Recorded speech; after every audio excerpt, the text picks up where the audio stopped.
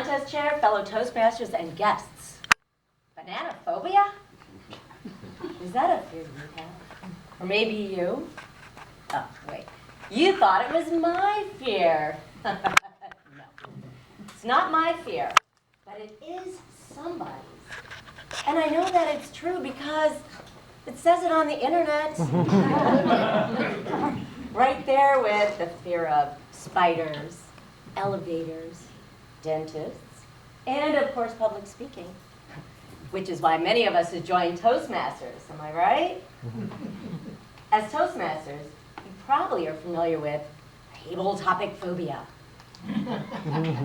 Let's face it, giving a 2-minute impromptu speech for table topics is enough to create instant fear in any Toastmaster. It does me, which is why I'm not in the table topics contest. Phobias. Phobias. An object or situation that creates intense fear in us when we come in contact with it. And it's often irrational because it poses no real threat or danger except in our mind. For instance, as a child, did anyone else besides me have that bedtime routine where you check behind the door, check in the closets?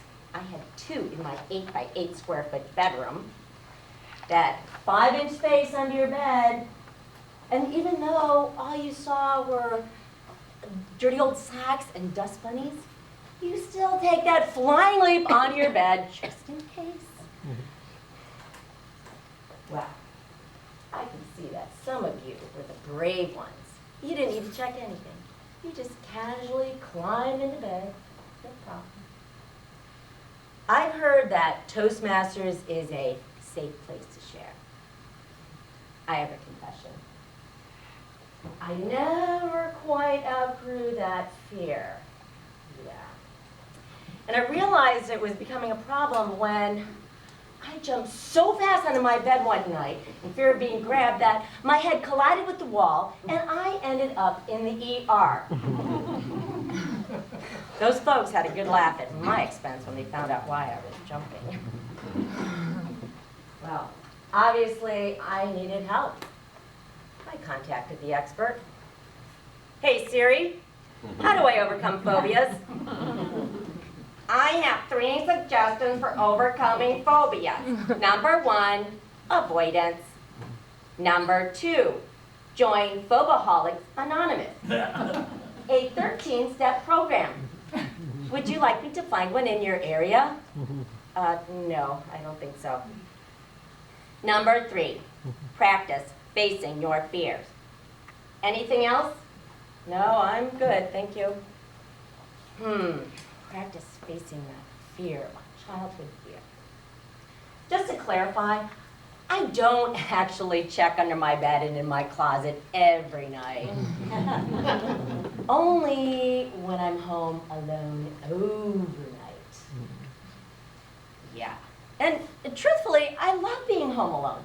I set up my project on the kitchen table, I put on a romantic movie, grab a glass of wine, and I am in my happy place. Yeah.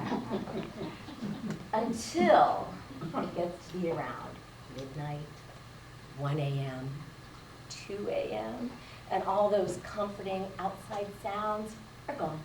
You ever notice how eerie that silent night is? And how your house has these noises you weren't aware of before, such as the clink of the ice maker, or that knock of the furnace. And the basement, whoa. Anyone else avoid the basement after dark? You will not find me down there. Even though I checked it 5 times during the daytime, and there is no window or door from the outside that goes into it. Irrational. Well, when my husband goes out of town, I am forced to face this fear. I can't take Siri's first suggestion of avoidance. My neighbors, they got tired of my showing up at midnight in my purple pajamas. Can I please stay here tonight? Yeah. Too embarrassed to join Phobaholics Anonymous, I was left with the 3rd suggestion of practice facing your fears. facing that fear. But when I'm forced to face that fear, I revert back to my childhood bedtime routine. Except instead of checking just my basement or my bedroom, I check the whole two-story house. Starting by making sure all of the lights are on, which created a phobia for my husband, the electric bill. I turn on the music to drown out those house sounds. Check under all 4 beds, 13 closets. That includes those little pantries. You never know. And I position a chair under all of the doorknobs, 2 by the basement. Then, of course, I check under my bed one more time, just in case. And yes, I do take that flying leap onto my bed, even though I know that dust bunnies don't bite. I have found, however, that if I am forced to stay home alone for more than a couple days, by the 3rd day, I get that burst of bravado. And I don't turn all of the lights on.